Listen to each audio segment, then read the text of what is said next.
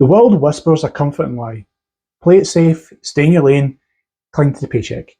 Now it sounds like wisdom, it feels responsible, but there's a cost that no one talks about. Every time you shrink your dreams, every time you silence your truth, life sends you a bill. Not in money, but in energy, in time, and regret. And the longer you pay it, the heavier it gets. You see it on Sunday nights when the dread creeps in. You feel it when your life looks fine, but somehow feels hollow. Over the next 10 minutes, I'm going to show you 7 ways playing it safe is secretly the most expensive choice you can make. And stay with me until the end because I'll give you a framework you can use tonight to break free of this trap. Every time you shrink a dream, life sends you a bill. Not in money, but in your energy, your time, and your identity. You feel it every morning when you wake up tired of a life that doesn't fit. Playing small doesn't protect you, it bankrupts you slowly. So where are you already paying that hidden price every single day? Because the real danger isn't risk, it's the debt of never trying. And do you want to know why you feel drained even when nothing is wrong? You've got the job, the roof, maybe even the family. Yet mornings feel heavy. It's not laziness, it's not weakness, it's an invoice. You're paying the invisible tax. Here's how it works. Every time you cut down a dream to make it reasonable, life quietly charges you. The first charge is energy. It takes more effort to pretend you're fine than it does to chase something real. That's why you come home tired, not because of how hard you worked, but because you've been pouring yourself into something that doesn't fit. The second charge is time. Research shows adults spend about 7 hours a week daydreaming about different lives. That's almost an extra workday gone every week. Imagine what could be built. Imagine what could be instead of building it. And we tell ourselves just a fantasy. What if those daydreams were actually blueprints? And the heaviest charge is identity. Every retreat your brain records as truth. Seeing, I can't handle risk. I'm the type who plays it safe. That story gets stronger every time you shrink until risk looks impossible.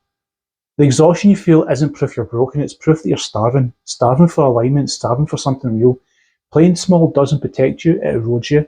Slowly, quietly, until you've been handing over pieces of yourself to a life that doesn't belong to you. So where's that showing up for you? The job you stay in because it's secure? The relationship you justify because you secretly know it's not right? The words you bite back because honesty feels too risky? Because the truth is, the leap you're avoiding is never as dangerous as the daily cost of not leaping at all. Comfort feels like safety until the rug gets pulled. That steady paycheck, that predictable path that you think is a fortress, is usually just a paper wall. True safety isn't about avoiding change. It's knowing when you can adapt it when it comes. If the rug was pulled out tomorrow, could you land on your feet? Comfort is fragile, resilience isn't. And we mistake comfort for safety all the time. Comfort is the soft sofa, the predictable routine, the steady paycheck. It feels secure. But safety is a house not burning down around you. They're not the same. The tragedy is how many of us cling to the sofa while the foundations crack.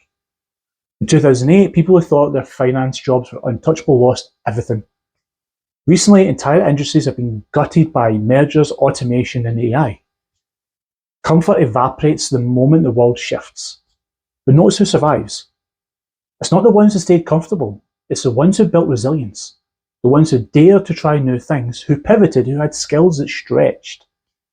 Real safety doesn't come from clinging, it comes from adaptability, from building confidence that you can land on your feet anywhere, from stacking skills, relationships, and proof that you can figure it out no matter what happens. So let me ask you, are you padding the sofa, or are you strengthening your foundation? Because comfort lulls you into a false sense of security. But resilience, that's the only fortress that lasts. Regret costs decades, risk costs minutes. You can avoid risks to feel safe. It's the missed chances that haunt you the longest. Failure stings once, regret cuts forever.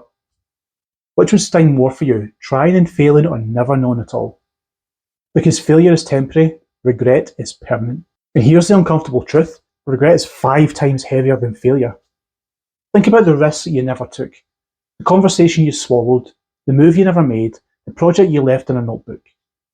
Those ghosts replay in your mind, and they cut deeper than any failure ever could. Yeah, failure stings, of course it does, but it teaches you. You get closure, you can move forward. Regret doesn't. Regret leaves the loop open. You're stuck with what if, replaying for years, sometimes even decades. And research confirms this. People regret missed chances far more than failed ones, because at least failure gives you a story. Regret leaves you with Silence. So ask yourself, what are you avoiding right now that could become tomorrow's regret? Because the truth is, failure costs you once. Regret charges interest for the rest of your life. And that's not a bank you want to be with. You don't need endless courage, you need 10 seconds. Fear sounds like wisdom. Wait, be careful, not yet. And you listen. But fear only wins if you pause. Act in 10 seconds and fear never gets a vote. What would you shift if you gave yourself just 10 seconds to act? Because fear grows in hesitation, courage grows in motion. And fear doesn't always scream, sometimes it whispers. Be careful, don't risk it, play it safe. And because it sounds reasonable, you obey it.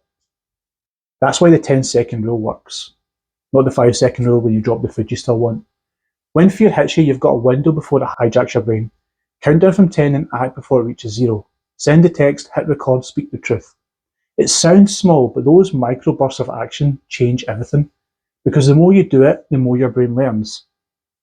I act when I'm scared, I can handle this. So what would shift for you if you gave yourself 10 seconds of courage?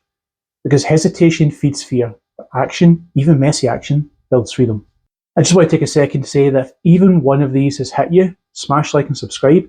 It tells YouTube that this matters and it means you won't miss the rest. And don't go anywhere because the next 3 sections, they're the ones that cut the deepest. The authenticity, power, and your future. The real worst case scenario isn't failing, it's wasting your life playing safe.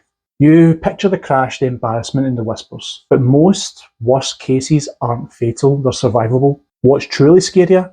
Failing once, wasting decades. Because your failure costs ego, playing safe costs your life. And we love to dramatise the worst case scenario. It's something I do consistently. You picture losing everything, your friends whispering, your reputation's completely shattered. But the truth is, you'd survive. You'd find a smaller place, take a bridge job, rebuild piece by piece. Discomfort? Yeah. Dead end? No. And I did that. The real worst case isn't failing, it's spending 20 years never daring and never knowing. So which really costs more? The bruise of failing or the coffin of regret? Because failure hurts once, but regret kills slowly. Confidence isn't DNA, it's receipts. You wait to feel ready, but readiness never arrives. Small wins are proof. Proof builds trust. Trust builds courage. What's one small win that you can stack today? Because you aren't born with confidence, you build it. And confidence isn't a personality trait, it's evidence. Most people wait for confidence before acting. But confidence is built after action. Every small win is a receipt your brain files away. I did it, I survived, I can do more. That's why stacking small wins matter. Post the thought, sell the £20, $20, whatever product, speak up in the meeting. Each one is a rep of courage, and over time, they compound. What's the one rep of courage you'll stack today? Because confidence isn't born, it's built. And every win you stack is proof that you'll need for the bigger leap later. Permission doesn't come before the leap, it comes after. If you're waiting for someone to choose you, you're going to wait forever. Life responds to action, not waiting. So what leap are you delaying while you wait for permission? Because the permission isn't theirs to give, it's yours to claim. And permission almost never shows up before the leap. You keep waiting for a green light, for someone to pick you up, for a door to open. But while you're waiting, life moves on without you. You keep saying, it's not the right time. The people who win don't wait. They leap first, they act messy, imperfect, and early. And the permission comes later, once they've already made the moves. So what leap are you delaying, waiting for a nod that will never come? Because waiting for permission isn't safety, it's self-betrayal. Every safe choice has a cost. Energy, time, identity, regret. But risk isn't the enemy. Fear isn't the enemy. The real enemy is the self-betrayal. So here's your challenge. Tonight, write your own 10-second courage contract. One step, one action, one thing you'll do before fear has time to vote. Because playing small might look safe, but it's the most expensive mistake you can make. If this landed for you, don't do this journey alone. Join me in the Clan Training Grounds. It's my free community where every month we run masterclasses that take this from theory and into practice. Because your life is far too valuable to waste on what if.